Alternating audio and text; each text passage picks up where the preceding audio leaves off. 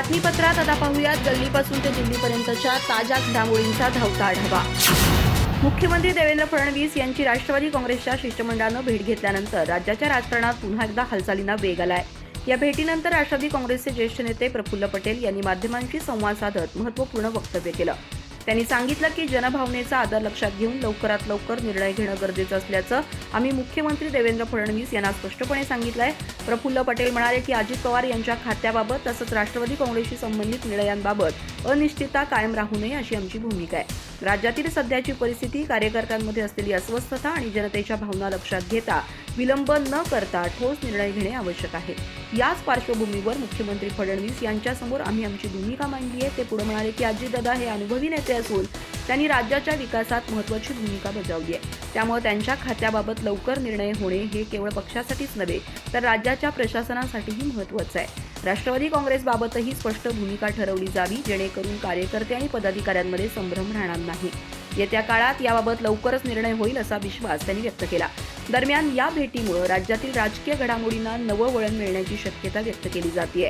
अजित पवार यांच्या खात्याबाबत आणि राष्ट्रवादी काँग्रेसच्या भूमिकेबाबत मुख्यमंत्री देवेंद्र फडणवीस काय निर्णय घेतात याकडे आता सर्वांचं लक्ष लागलंय। राष्ट्रवादी काँग्रेस पक्षाच्या दोन्ही गटांच्या एकीकरणाबाबत पुन्हा एकदा मोठी चर्चा सुरू झाली असून शरद पवार गटातील ज्येष्ठ नेते जयंत पाटील यांनी या संदर्भात महत्त्वाचं विधान केलं आहे। राष्ट्रवादी काँग्रेसचे दोन गट एकत्र यावेत हीच आपली सुरुवातीपासूनची भूमिका होती असंही त्यांनी स्पष्टपणे सांगितलं। अजित पवार यांच्या निधनानंतर प्रथमच एकीकरणाच्या मुद्द्यावर इतक्या ठाम शब्दात प्रतिक्रिया देण्यात आल्याने राज्याच्या राजकारणात नव्या चर्चांना उधाण आलंय। जयंत पाटील यांनी सांगितलं की राष्ट्रवादी काँग्रेस पक्ष फुटल्यानंतरही दोन्ही गट पुन्हा एकदा एकत्र यावेत असा त्यांचा प्रयत्न सातत्याने सुरू होता। या भूमिकेतूनच त्यांनी आणि दुसऱ्या गटातील प्रमुख नेत्यांनी अनेक वेळा बैठका घेतल्या। या बैठका केवळ औपचारिक नव्हत्या तर त्यामध्ये भविष्यातील राजकीय वाटचाल, निवडणुकांची रणनीती आणि पक्ष एकत्र आणण्याच्या शक्यतांवर सविस्तर चर्चा झाली होती असंही त्यांनी नमूद केलं। जयंत पाटील यांच्या म्हणण्यानुसार अजित पवार यांच्यासोबतही या विषयांवर अनेकदा सविस्तर चर्चा झाली होती। विलयाच्या मुद्द्यावर अजित पवार सकारात्मक होते असा ठाम दावा पाटील यांनी केला आहे। दोन्ही गटांमधील गैरसमज दूर करून राष्ट्रवादी काँग्रेस पुन्हा एकसंध व्हावी अशी भावना अजित पवारांची होती असंही त्यांनी स्पष्ट केलं। या बैठकांमध्ये कोणताही ताणतणाव न ठेवता खुलेपणाने चर्चा झाली होती असं पाटील यांनी सूचित केलं। त्या चर्चांदरम्यान एक महत्त्वाचा मुद्दा पुढे आला होता, तो म्हणजे स्थानिक स्वराज्य संस्थांच्या निवडणुका। जयंत पाटील यांनी सांगितलं की अजित पवार यांची भूमिका अशी होती की आधी जिल्हा परिषद, पंचायत समिती आणि अन्य स्थानिक निवडणुका आघाडी करून एकत्र लढवाव्यात। या निवडणुकांमधून जनतेचा कौल समजून घेतल्यानंतर राष्ट्रवादीच्या एकीकरणाबाबत अंतिम निर्णय घ्यावा असं त्यांचं मत होतं। अंत्यसंस्कारानंतर आज अजित पवारांच्या अस्थी गोळा करण्यात आल्या। बारामतीतील विद्या प्रतिष्ठान परिसरात सकाळी हा विधी पार पडला। यावेळी राष्ट्रवादी काँग्रेसचे ज्येष्ठ नेते शरद पवार स्वतः उपस्थित होते। त्यांनी अजित पवारांच्या अस्थींचं दर्शन घेतलं। यावेळी पार्थ पवार, जय पवार, रोहित पवार, राजेंद्र पवार, रणजित पवार, श्रीनिवास पवार, युगेंद्र पवार यांच्यासह पवार कुटुंबातील अनेक सदस्य आणि निकटवर्तीय कार्यकर्ते उपस्थित होते। संपूर्ण वातावरणात शोक आणि शांतता जाणवत होती। उपमुख्यमंत्री अजित पवार यांच्या निधनानं संपूर्ण राज्य शोकसागरात बुडालं असून गुरुवारी दुपारी बारामतीत त्यांच्या पार्थिवावर शासकीय इतमामात अंत्यसंस्कार करण्यात आले। बारामती येथील विद्या प्रतिष्ठानच्या मैदानावर दुपारी 12 वाजता हा अंत्यविधी पार पडला। शासकीय इतमामात बंदुकीच्या सलामीसह त्यांना अखेरचा निरोप देण्यात आला। अजित पवार यांच्या जाण्यानं राजकीयच नव्हे तर सामाजिक आणि सार्वजनिक जीवनात मोठी पोकळी निर्माण झाली असून अंत्यसंस्कारावेळी उपस्थित असलेले वातावरण अत्यंत भावनिक होते। अंत्यसंस्काराच्या वेळी अजित पवारांचे पुत्र पार्थ पवार आणि जय पवार यांनी आपल्या वडिलांना मुखाग्नी दिला। हा क्षण उपस्थित प्रत्येकासाठी अत्यंत वेदनादायक होता। कुटुंबीय, नातेवाईक, कार्यकर्ते आणि राज्यभरातून आलेले नागरिक मोठ्या संख्येने उपस्थित होते। हजारो लोकांनी डोळ्यात अश्रू ठेवत आपल्या लाडक्या नेत्याला अखेरचा निरोप दिला। बारामती परिसरात शोककळा पसरली होती आणि प्रत्येकाच्या चेहऱ्यावर दुःखाची छाया स्पष्ट दिसत होती। दरम्यान अजित पवार यांच्या विमान अपघात प्रकरणी राज्य सरकारनं गंभीर दखल घेतली असून या घटनेची सीआयडी चौकशी करण्याचे आदेश देण्यात आले। यासोबतच बारामती पोलिसांना अपघात स्थळावर कोणालाही प्रवेश देऊ नये अशा स्पष्ट सूचना देण्यात आल्या। फॉरेन्सिक पथकानं यापूर्वीच अपघातस्थळी जाऊन आवश्यक नमुने गोळा केले असून ते तपासणीसाठी पाठवण्यात आले। या प्रकरणाचा तपास बारामती पोलीस ठाण्यात नोंद असलेल्या ॲक्सिडेंटल डेथ रिपोर्टच्या अनुषंगानं केला जाणार आहे। यंदा राज्याचा अर्थसंकल्प मुख्यमंत्री देवेंद्र फडणवीस हेच सादर करण्याची दाट शक्यता व्यक्त केली जाते। उपमुख्यमंत्री आणि अर्थमंत्री अजित पवार यांच्या विमान दुर्घटनेत झालेल्या अकाली निधनानंतर निर्माण झालेल्या परिस्थितीमुळे हा निर्णय घ्यावा लागण्याची शक्यता आहे. राज्याच्या राजकारणात ही एक अत्यंत दुर्दैवी आणि अनपेक्षित घटना ठरली असून तिचा थेट परिणाम अर्थसंकल्पीय प्रक्रियेवर झाल्याचं दिसून येतंय. 23 फेब्रुवारीपासून राज्य विधिमंडळाचं अर्थसंकल्पीय अधिवेशन सुरू होणार असून 6 मार्च रोजी राज्याचा अर्थसंकल्प सादर केला जाणार आहे.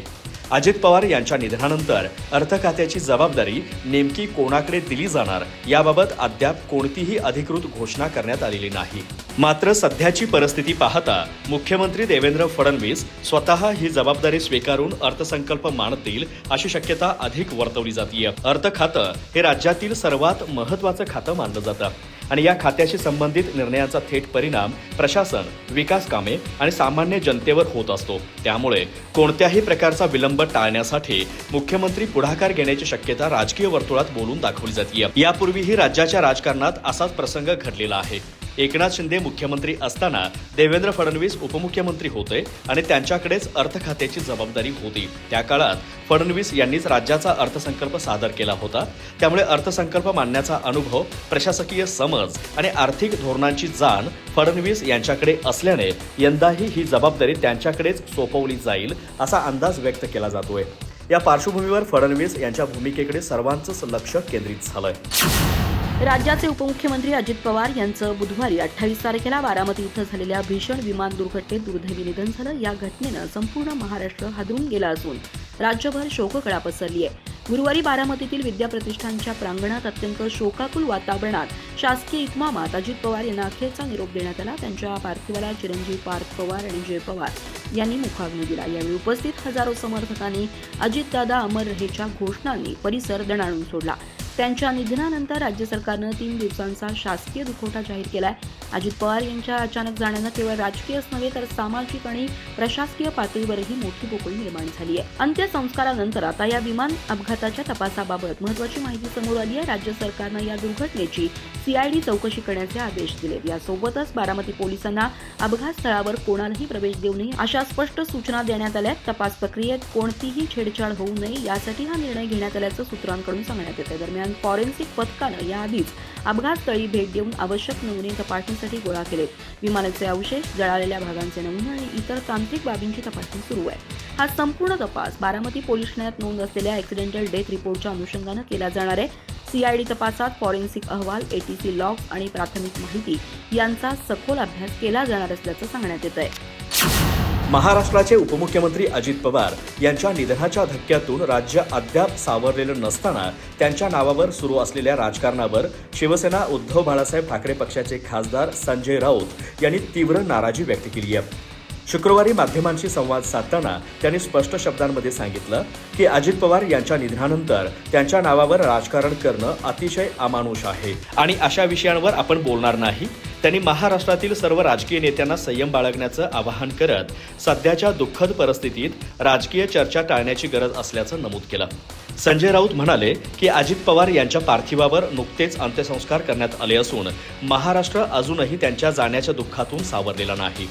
अशा परिस्थितीत कोणी त्यांच्या नावावर राजकीय डावपेच खेळत असेल तर ते अत्यंत चुकीचं आहे.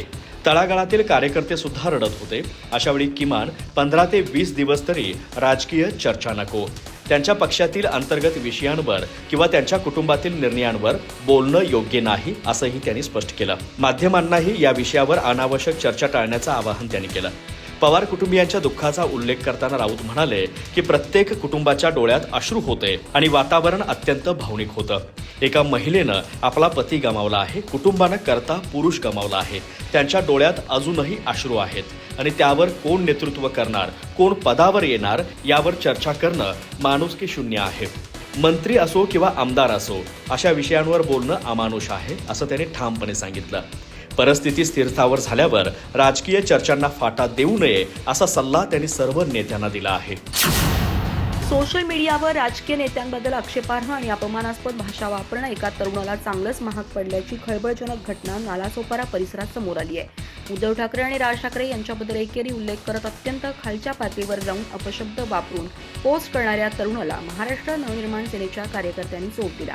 या घटनेत संबंधित तरुणाला बेदम मारहाण करण्यात आली असून त्याची अर्धनग्न अवस्थेत परिसरात धिंड काढण्यात आल्याचं पाहायला मिळालं. या घटनेचा व्हिडिओ सध्या सोशल मीडियावर मोठ्या प्रमाणात व्हायरल होत असून यामुळे राजकीय वर्तुळात आणि नागरिकांमध्येही चर्चेला उधाण आलंय. मिळालेल्या माहितीनुसार सूरज महेंद्र शिर्के असं या तरुणाचं नाव असून तो गेल्या काही दिवसांपासून फेसबुक आणि इतर सोशल मीडिया प्लॅटफॉर्मवर सातत्यानं राजकीय नेत्यांविरोधात आक्षेपार्ह पोस्ट करत होता. विशेषतः मनसे अध्यक्ष राज ठाकरे, शिवसेना उद्धव बाळासाहेब ठाकरे, पक्षाचे प्रमुख उद्धव ठाकरे आणि आमदार आदित्य ठाकरे यांच्याबद्दल त्याने अत्यंत खालच्या पातळीवर जाऊन टीका केली होती. या पोस्टमधून त्यानं एकाच नेत्याला मान्य असल्याचं सांगत इतर नेत्यांवर चोर असल्याचे आरोप केलेत. या पोस्टमुळे मनसे आणि शिवसेना ठाकरे गटाच्या कार्यकर्त्यांमध्ये तीव्र संतापाची भावना निर्माण झाली आहे. या तरुणाच्या पोस्ट सोशल मीडियावर मोठ्या प्रमाणात पसरल्यानंतर कार्यकर्त्यांमध्ये असंतोष वाढत गेला.